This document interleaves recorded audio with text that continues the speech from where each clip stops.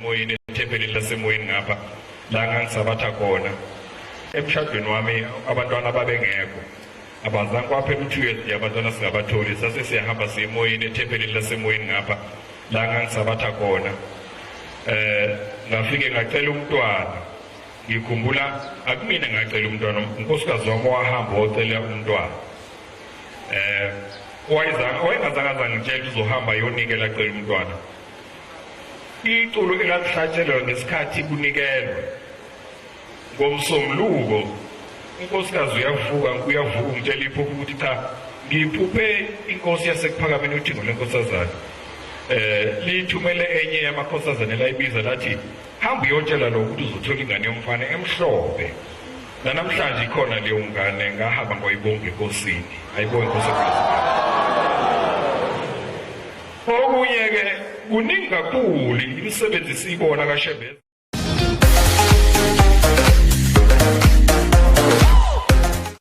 qhubeka yak7 ngakho ke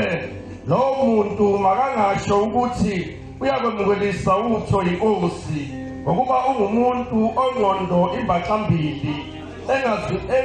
engazizile ezindleleni zakhe zonke. Ngiyabonga. Uzwile indaba ukuthi umsebenzi wedlozi noNkulunkulu umbaxambili ke lapho. Umbaxambili mawuthi hayi umsebenzi wedlozi noNkulunkulu umbaxambili. Bese lithi verse 7 uthi lo muntu angalindeli lutho kuNkulunkulu. Wait, 17 uthi 7 lo muntu ombaxambili angacabanga ukuthi khona azolithola uNkulunkulu ngoba akathe unjengegagasi into epheshulwa umoya ihamba ibuni akathembekile lo muntu manje ke lo muntu loyo uma usenomuntu okhuluma inkulumo ethi umsebenzi wedlozi noNkulunkulu umbaxambili lo muntu uma ethandaza akangalindeli lutho kuNkulunkulu ngoba uhamba ayothandaza kwamanye ama-anti bese makula iminikelo oyifaka le mabhakedeni uyozuthi ekade nganginikela impendula ngiyibona yingobani uJesu ufuna kade ngibuka la ngesidlo uyazi ukuthi uthe umpostoli uma kungekho ukuthethelela ngaphakathi kuwe ungasidli lesidlo thethelela qala ngaphakathi zama ukucabanga ngizonika u2 minutes uyabona bengilalela mpostoli ngizokunika u2 minutes ukuthi uthole ukuthethelela ngaphakathi kuwe waphinde futhi wathi uyangizwa iserious lento ngisho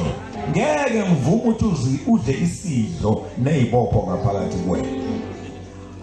kwenzeka wayesethi uma futhi ungasidli uchaza ukuthi wena uyaphikisana noJesu ukuthi wakufela yabona ke awukwazi ukuba phakathi naphakathi ufune ukukhetha uyakhetha uthatha isinqumo uyazi ukuthi uzuthi imithando yakho ayiphenduleki nje yini kahle uzoshintsha izinto ezenziwa lakha zeyizukulwane ngeyizukulwane uyabona makuthiwa uyi-generational breaker unikwa i-generational assignment ukuthi wena okwakho la yabona ke mawunikwe assignment awukuthola ukuphumula mawunikwe i-assignment awukuthola ukuphumula futhi uNkulunkulu ngaphakathi kuwe uvela kutshale inhliziyo yokuthethelela kube wena ohlanganisa umndeni kube wena othi mani khohlwa yileyo nto asidlulele phambili bafo unikiwe ke i-assignment ukuthi wena kwazi ungabe uqhubhana nabantu bemgaqweni unikwe i-assignment enjani wena usheshe uthethelele usheshe kudlule wena ufuna ukuthula wena uzwana nokuthula ngoba unikwe i-assignment enkulu kabuthi wena uzoshintsha isizukulwane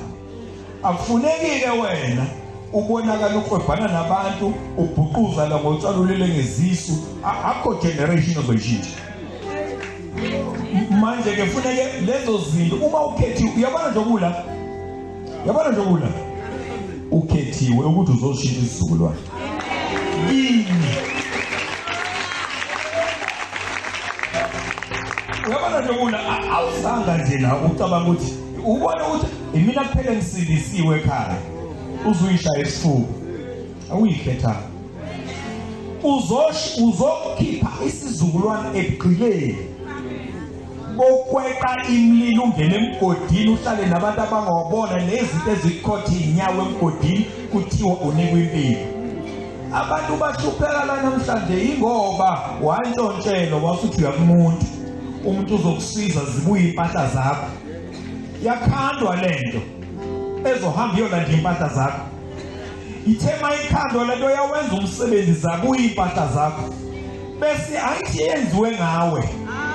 lento isiyabuye uthene yiphi ithasi enyokunika yona ayithi yenziwe ngawe ithi ngifuna ukuqhubeka nginika omunye umsebenzi wena usuqedile ithi hayi impahla zami ibuye into ngayitshela ukuthi lento yakhiwe ngawe manje ke iyabuya ke lento izekhaya uzothi uyahamba kuthiwa hey khona into ehamba konto hamba nayo ile nto yakhiwa inyanga wayithakatha wena ayibuyile impahla lento ifuna ukuqhubeka isebenze ekhaya oluhle mfana wami lo mayithuthu empilweni bese ithi lento hayibo ngizosebenza kuphi manje ngitshela angisekho mina ikhona lento yaphila uthi ubona ukuthi uyafika ingane ulele ingane zamantombazane evula imleze kuyashisa endlini kuvula amawindi kwenze nje kunezinto ezingabonwa ezilala nalezi ingane lezi zinto zithi mayilala nomuntu zishiya insizi phakathi emzimbeni womuntu ngiyakutshela ukuthi uzama abantwana zidliwa yilezi zinto ezafakwa wokukhulu benama-altar benemsamo mawusuka la manje lento abathi umsamo wabona ngeke kwenzeke lutho azibe ithusane inyanga uhlale lovalwe ayikho leyo nto thatha lento uyikhiphe uyilahle uyifake umlilo lilodwa kuphela igazi elinamandla igazi likaJesu lilodwa kuphela ngiyacela umhlaba ngiwuhambe ngawuqeda izinto ngizibonile abantu abathakathi bangempela beyibiza ngeinyanga nabantu abathatha izinto bayisebenzisele Nkosi yami ungavuma umuntu ahambe kubeka la isandla abantu bahambile uthi umuntu mangithi ngeringi yami abantu bawe uyibuza ukuthi hawu amandla amala awekho kuphelele amaringi uzobona awekho lamandla ayifaith bakwethu ngizela nokuzokubingelela sengiyalanda kodwa ngiyacabanga ukuthi kubalekile lokho ukuthi ikwazi ukuthi impilo abantu asebeyiphilile ababe endlini kaNkulunkulu ngephutha ngoba ukuba khona kwami la akukhona ukuthi ngithanda ukubukwa ngifuna ukuzobukwa emakhaya lokho okuncane engikwaziyo ngoNkulunkulu la ngemisebenzi yami imisebenzi ayizile kumina uNkulunkulu imkhulu kakhulu mina ngasindiswa ngencwadi ngangifunda incwadi kanje mina ekasonto akashela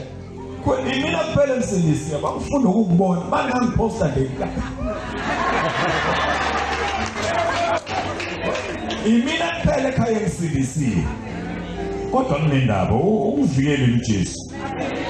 manje ekhaya mina ngangihamba kuyisabatha ngifake ibheshu ngihambelana ngomfana sihambe siyohlala ethempelini limshisa ilanga ngize ngimdabukele sifuna uNkulunkulu ethempelini lokashela sahlala lapha umfana lamshisa ilanga kunencwadi enginikwe umngani wami lo mngani wami unginika incwadi ngithi kena izinto ziyabheka awunginike imali ngifuna ukugoduka uthi ngiyamazi lo muntu unemali eningi kakhulu unama-shares kumakazini uyishareholder eGautrain ngiyazi akaswele uthi kumina ngeke ngikunike imali mngani wami kodwa ngizokunika incwadi wanginika incwadi ebhalwe omunye umphostoli abathi uMaldonado wanginika le ncwadi ngayithatha ngayibeka lapha ngoba ngangicasukile ngithi lo muntu odlala ngami ngifuna imali ukunika incwadi ngizokwenza incwadi ngivuke Saturday ngiyahamba ngisaba nokusho isabatha manje le moya ngasingidonsa nginaku ngithi Saturday ngiyahamba ngiyasuka Saturday ngiyabhinga ngesontweni siyahlala lapha nomfana amaculo kwaShemba abantu amaningi kaMaNazaretha nabaphuma eNazaretha amaculo akho ayadonsa hey iyadonsa uzubuza uzofika nini uNkulunkulu la hey idoma kancane kanje ufika qala iculo kunyatone wona ngathi umoya ingcwele la siyawulibazisa ngeke uzuze ngiyabuya esontweni unkosikazi ufunda lencwadi kaMaldonado kodwa ngimthola uyabhuquza phansi uyasheka uthi ulaphansi uyakhala isina kwenzenjani sengikwenzeni imina futhi ngikwenzeni hayi incwadi yenzani incwadi hayi uzoyifunda nawe ayifunde incwadi ayiqede ngithi mina ngiyibone lencwadi inani ngifunda ukuthi ayokholutho nje bona mhlambe ngase ngifike kwi-page lesi 5 ayinyembezi zakhe yazibuthi ngikhalelana inyembezi zehle kwenzeka lento engamthola yenzeka kuyo eshake weba kanti umoya ingcwele usuyasebenza hey waka uzolomshona sisindiswe ngencwadi uJesu ufike emndenini wami ngencwadi manje ke baxakeka ziningi izinto ezenziwe umndeni umona nako konke umsebenzi engikuwona kufanele ngaba ekhaya bathi awu wasiphakamisa kodwa kunjalo baso kushatha anti uzophelela ngikhuluma nje manje uma ngisasaba bengihlale ngisaba njalo ukuthi abengangizwa ngikhuluma ngizoba yini uJesu wafika kanjalo empilweni nami kuzokube yinamhlanje uJesu uyabona khona izinto ezifuna ukubuya ama-familiar spirits ngoba phela labantu ba-understand i-pattern yempilo yakho ukuthi mase unenkinga ufuna umuntu ohlolayo ahlole umuntu akutshela kunenkinga la awulibikanga ikhaya kunomkhulu ofuna angithi lezi zinto zifamiliar ne-pattern yempilo yakho zifuna ukuya entweni ezijwayele manje ke uthi mawuthi inkinga ubhekene nazo bese kuqhamuke inyanga angazi lezi inyanga khona eziyenzayo ngevoice ukhona uzokubona ukuthi uyingozi ngempela lo muntu hayi into idinga nje wena uthi yonke ufuna mara umhlaba kayihlangu umhlaba kayihlangu lema ufike uzosahlanganisa utshalende bese wenza ukuthi ayikho kuyakusabisa khona uzobona waziwaphiwa umuntu kanti ayikho leyo hey labantu abahambe bona izinto mase bebuya bezodlala ngabantu baNkulunkulu uJehova ngathi angabashisa ashise nalezo ibhokhe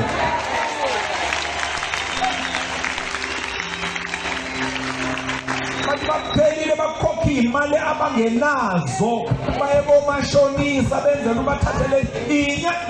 nesono weinyanga engathi ngashe sogwini ngiyabonga kakhulu angiyena umuntu okhuluma kanje kodwa nje umpostoli ekumazini kwami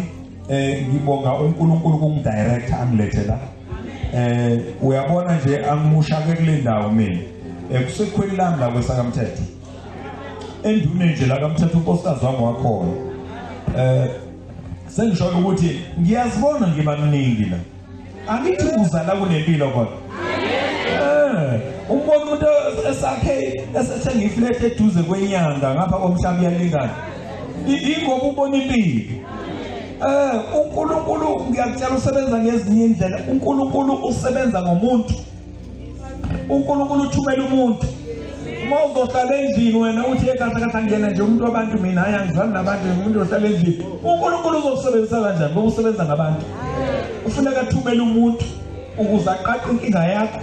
ufuneka athumele umuntu usebenza ngomuntu ngeke imana yehle uNkulunkulu ngeke afike ngqongqoze emzini wakhe ngizokwenza ukuthi usebenza ngomuntu kuloko okuncane engikwaziyo ngoJesu Kristu inkosi yasifela esiphambanweni ngikusheka namhlanje ngiyabonga Sorry, Live Trend. Thank you so much, guys, for tuning in. Well, guys, I'm back again with the Mzansi Celebrity Stories, and namhlanje sikhuluma ke ngoba ke uSiyabonga Thwala, guys, owaduma kakhulu ngompi yakhe Zungu laphana ke kwisibaya. Abantu abaningi bebemazi ke ubaba umpi yakhe ke noma ke ubaba ke uSiyabonga Thwala eyiNazaretha esonta ke kaShembe. Manje ke kulezi insuku, guys, uma ngaze abaningi laphana ke ku TikTok noma ku social media eseveza ukuthi cha akaselona ke iNazaretha usewumKristu ke manje wanizwa ke, guys, ivideo yakhe ke esekhuluma ke ngobuKristu. Abanye ke they are pulling the cards ukuthi hayibo lo muntu wasitshela ukuthi yena unemsebenzi eminingi uShembe amenzele yona, wamphingani wahamba ocela ingane kuShembe engathola abantwana, uShembe wamnika abantwana, useshintsha kanjani. Bamuthuka laphana ke einkundleni zokuxhumana bathi ayikho into aseyenza, uphethe ukulamba kwathini. So yeah, guys, I tell you, but ke I think umuntu nomuntu ke une choice yokwenza izinto ngendlela afuna ukuzenza ngayo. Be right esekaShembe bengasafuna uba khona emaKristu use right nakhona futhi. Lokho nje akuza ukuthi sekuyisikhathi sokuthi akwenze. I think it's time ukuthi enze ngendlela ke abona ngayo. But anyway, guys, do leave your comment below and share your opinion ukuthi ke uma ngabe umuntu kade ekhuluma ngenye into bese yashintshe seya kwenye into, uyawumthathe kanjani? Umthatha njengomuntu onamanga noma umthatha njengomuntu oyimbuka? Because abanye bambiza ngembuka. I remember again, guys, ukuthi noSikhotheni wathi mase uyabushiya umngoma, kwasuka omunye umsindo ke, guys, bamthuka ke abantu naye futhi. So it look like asithanda ushintsho ukuthi umuntu mesethi sengiyashintsha sengenza ukuthi kube ngazi ukuthi manje umuntu engathi bekade lahlekisa ke abantu. Asazi ke, guys, but anyway, do leave your comment below and share your opinion. Bye. Back to Live Trend. Thank you so much, guys, for tuning in. Well, guys,